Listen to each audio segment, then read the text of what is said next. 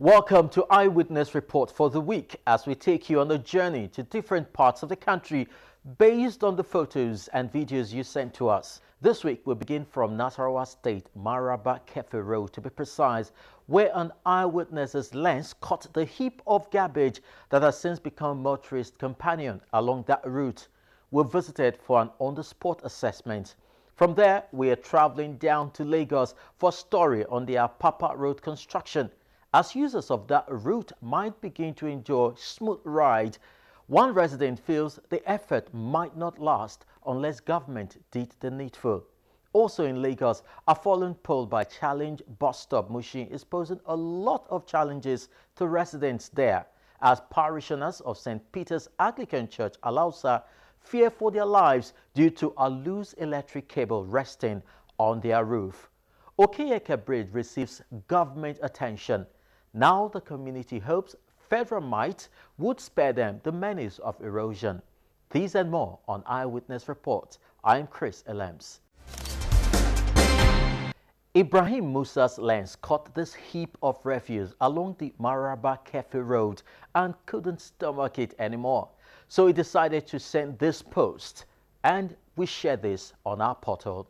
We followed up on that story. Now just stay back for the report. Mararaba and Masaka are commercial towns in Kari local government area of Nasarawa State, situated in the corridors of the Federal Capital Territory, Abuja. But heaps of refuse on the highway has become a regular sight as residents dump waste indiscriminately. We have been here suffering. Last time water enter our shops, destroy all our goods in the shop. We have been suffering because of this dustbin. Visitors say it's because there are no locations provided as dump sites. The reason why they are putting dirty here is because there's no any other places again to put dirty. That's why the government can't direct them, local government directed them to be putting dirty here. That's why they were putting here. Right now it's become an eyesore and the probability of an epidemic outbreak is high.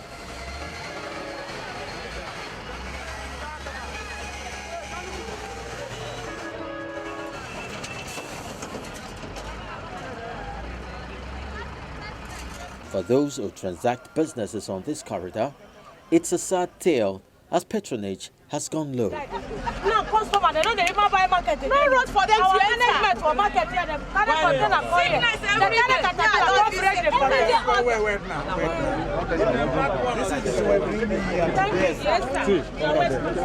I'm happy you bring this talk.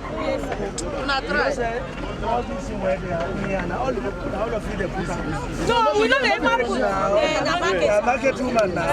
This has become an issue of concern for the governor, who decides, in company of the Minister of State for Environment and members of the State Urban Development Board, to visit the area.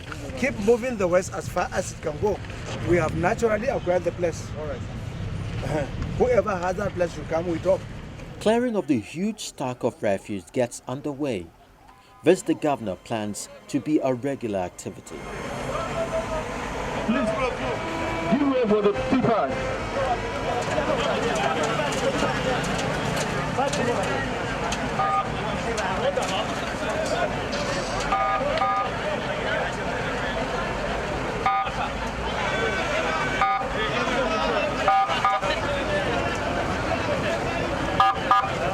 To actualize his plan is co-opting traders and tipper drivers into a community-based sanitation program.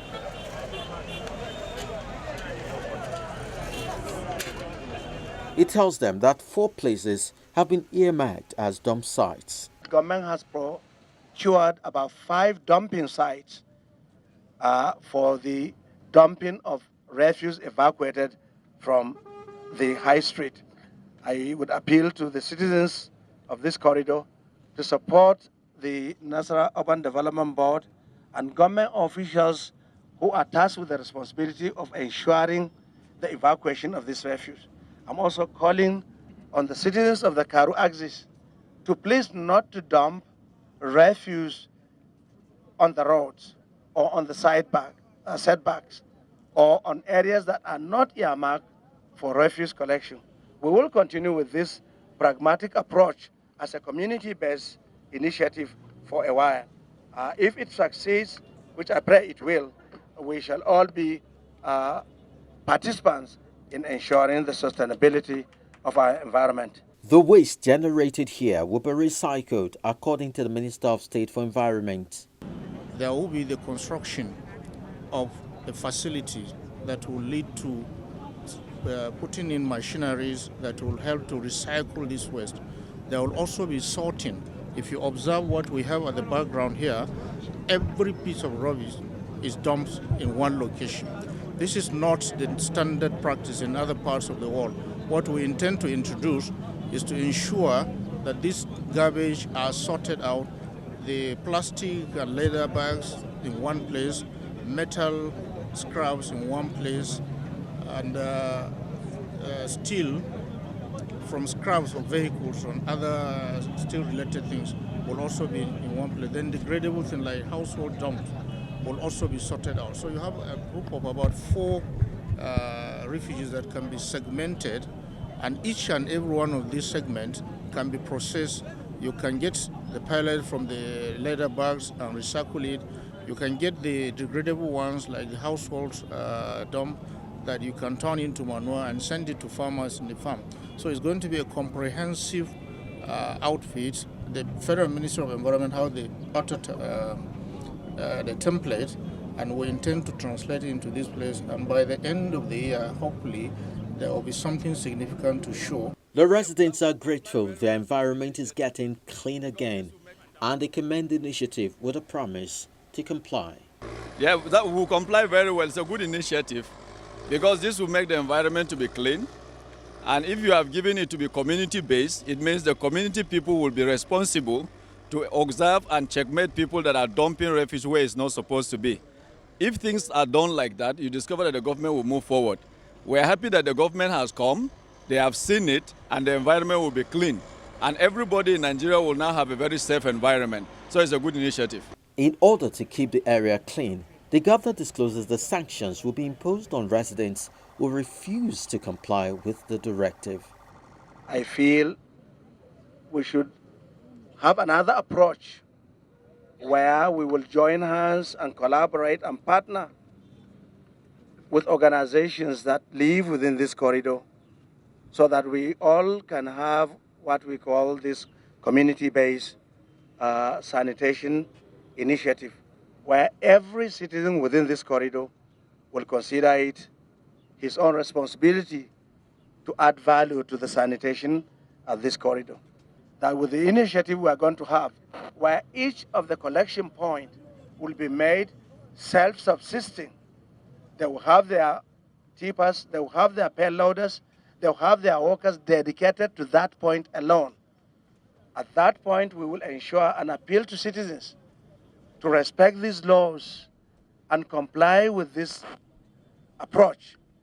Once that is done, we'll be able to evacuate our refuse without any difficulty. But should anybody violate this after a while, then there will be sanctions. In the course of this exercise, the governor visits a Sukaru layout where a heavy downpour wreaked havoc to sympathize with victims.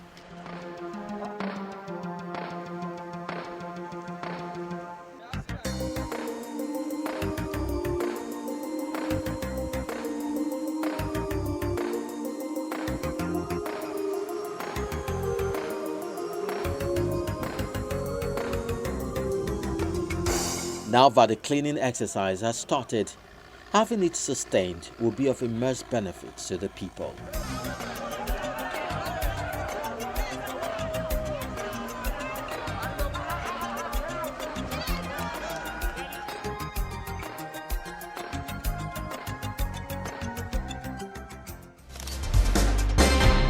Don't forget, the Eyewitness portal is available whenever you have a story to tell or share.